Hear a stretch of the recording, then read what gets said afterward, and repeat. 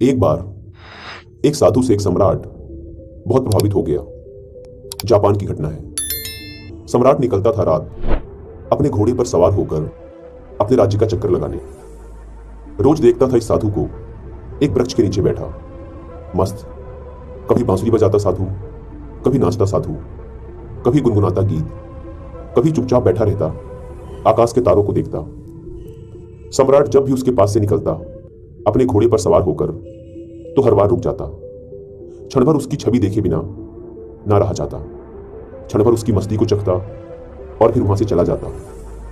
धीरे धीरे इतना रस हो गया उसे उस साधु में कि समय कब बीत जाता उसे पता ही न चलता। वह खड़ा रहता दूर चुपचाप एक झाड़ी के पीछे, उस साधु की मस्ती देखता परखता। मस्ती ऐसी थी कि खुद भी मस्त होकर घर लौटता। यह रोज का काम हो गया था। एक दिन इतना भाव विभूत हो गया कि उस साधु के चरणों में गिर पड़ा और कहा कि महाराज, यहां अब और ना रहने दूंगा। वर्षा करीब आ रही है, वृक्ष है ये, इसके नीचे आप बारिश में कैसे रहोगे? महल चलो, मुझ पर कृपा करो, मुझे सेवा का अवसर दो। यह सुनते ही वह साधु तो उठकर खड़ा हो गया, अपनी झोली उठा ली और कहा चलो। यह देखकर सम्राट को बड़ा सदमा लगा। सम्राट कह तो रहा था कि महल चलो, लेकिन प्रसन्न होता यह सुनकर कि फकीर कहता कैसा महल, कहां का महल, हम जहां हैं वही मस्त हैं। हम महलों वगैरह में नहीं जाते, हमने कपड़ों महलों इत्यादि का त्याग कर दिया है। सम्राट के मन में तो साधु से यह शब्द सुनने की अपेक्षा थी।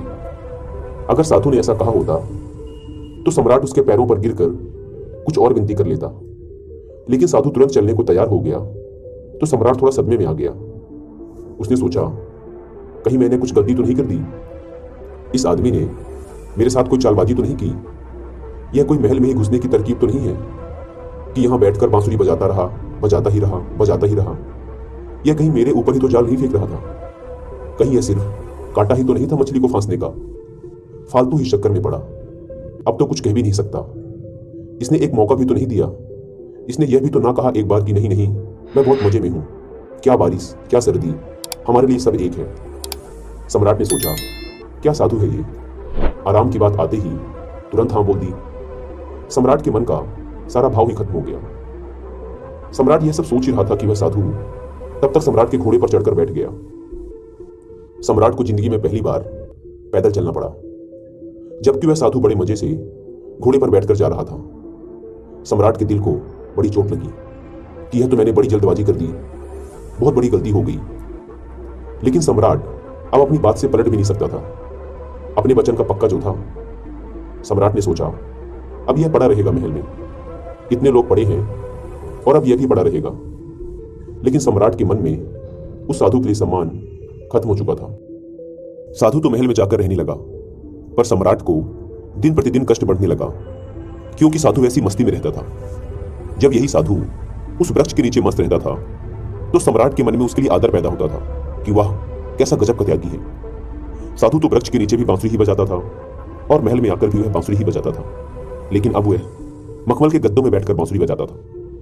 यहां तो छाती पर सांप लौट जाते थे सम्राट की यह सब देखकर कि कहां का आदमी में उठा लाया, यह कोई साधु ही है? सम्राट से भी ज्यादा शान से वह रहता था। सम्राट को तो कुछ चिंता फिक्र भी थी। आखिर अपना साम्राज्य, अपना महल, अपनी धन दौलत, सैकड़ों चिंताएं थी। उसको तो कोई चिंता ही नहीं थी। वह तो बांसुरी ही बजाए, नाचे, मस्त भोजन करे। 6 महीने किसी तरह से सम्राट ने बर्दाश्त किया, लेकिन बात बढ़ती गई, सहन के बाहर हो गई सम्राट के लिए। एक दिन सम्राट ने कहा महाराज, एक निवेदन करना है। अब मुझ में और आप में क्या फर्क है? साधु ने कहा फर्क जानना चाहते हो? सम्राट ने कहा हाँ महाराज। साधु ने कहा कि तुम 6 महीने क्यों फालतू परेशान रहे? यह बात तुम्हें उसी वक्त पूछ लेनी चाहिए थी जब मैं घोड़े पर बैठा था, क्योंकि मैंने तो देख ही लिया था कि यह बात तुम्हारे मन में उसी वक्त उठ गई थी जब मैं झोला उठाकर राजी हुआ था चलने को। उसी वक्त तुम्हारा चेहरा मैंने देखा था। यह प्रश्न तो उसी समय तुम्हारे भीतर था। अरे बुद्धू, तुमने 6 महीने तक अपनी छाती क्यों जलाई? वही पूछ लिया होता, मैं झोला डालकर फिर वहीं बैठ जाता। क्या संकोच, किस बात की लाज रखी तुमने? लेकिन मैं प्रतीक्षा ही कर रहा था कि देखूं कब तक तुम पूछते हो। तो कल सुबह फर्क बता ही देता हूं तुम्हें, लेकिन हाँ, गांव के बाहर बताऊंगा। सुबह सम्राट जल्दी उठा, उत्सुक था जानने को कि क्या फर्क है। सम्राट ने सोचा कि क्या फर्क हो सकता है, मुझे तो कुछ भी नहीं लगता। खाना जो मैं खाता हूँ वही खाता है और मुझसे भी ज़्यादा मांगे करता है, ये लाओ वो लाओ। मैं जिस कमरे में रहता हूँ उससे भी ज़्यादा सुंदर कमरे में रहता है। मेरा 2-3 नौकरों से काम चल जाता है।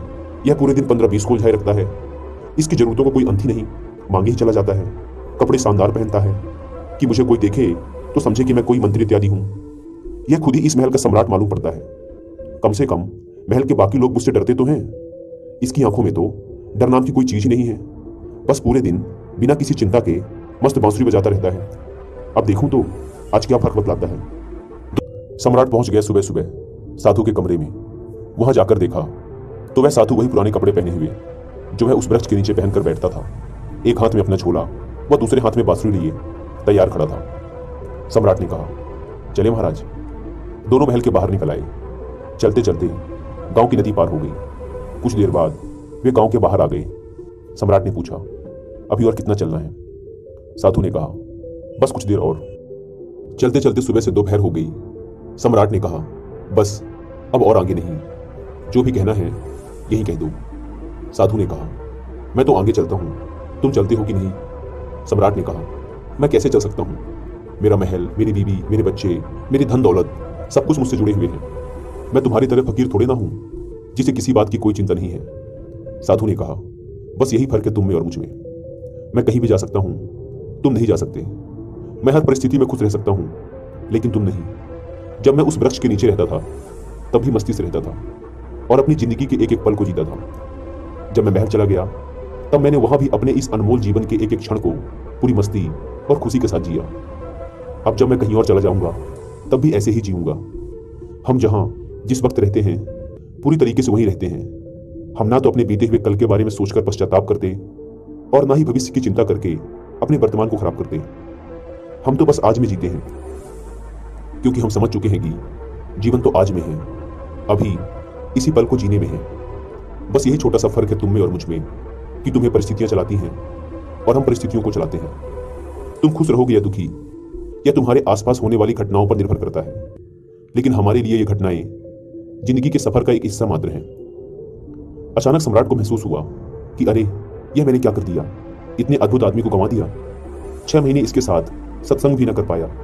सत्संग करता भी क्या खाक। मेरे मन में तो यही चल रहा था कि यह तो एकदम साधारण आदमी निकला, खोटा सिक्का निकला जिसके ऊपर सोने की पॉलिश पुती हुई थी, लेकिन अंदर से मिट्टी निकला। तुरंत ही सम्राट ने साधु के पैर पकड़ लिए। बोला, नहीं महाराज, आगे नहीं जाने दूंगा। साधु ने कहा, देख, मुझे कोई परेशानी नहीं है। ये रहा तेरा घोड़ा, मैं फिर इसी में बैठकर महल वापस चल दूंगा, लेकिन फिर तुझे परेशानी होगी। ऐसा सुनते ही फिर सम्राट के मन में वही विचार आया कि अरे, यह साधु तो फिर आसानी से मान गया। साधु ने सम्राट के चेहरे की तरफ बड़े ध्यान से देखा, फिर बोला, लेकिन नहीं, अब मैं नहीं आऊंगा, क्योंकि तू फिर नहीं सुधरेगा। फिर तुझे परेशानी होगी और तू फिर से चिंता में पड़ जाएगा। हमारा क्या, हम तो सन्यासी हैं। हमारे लिए महल और जंगल सब एक जैसे हैं। हमें कोई भी समस्या नहीं है, क्योंकि जिसे समस्या है वह सन्यासी ही नहीं। मेरी बांसुरी जैसे महल में बजती थी वैसे ही जंगल में भी बजेगी और बजती ही रहेगी। यह कहकर वह साधु वहां से चल देता है और सम्राट वहीं खड़ा खड़ा उस साधु को जाता हुआ देखता रहता है।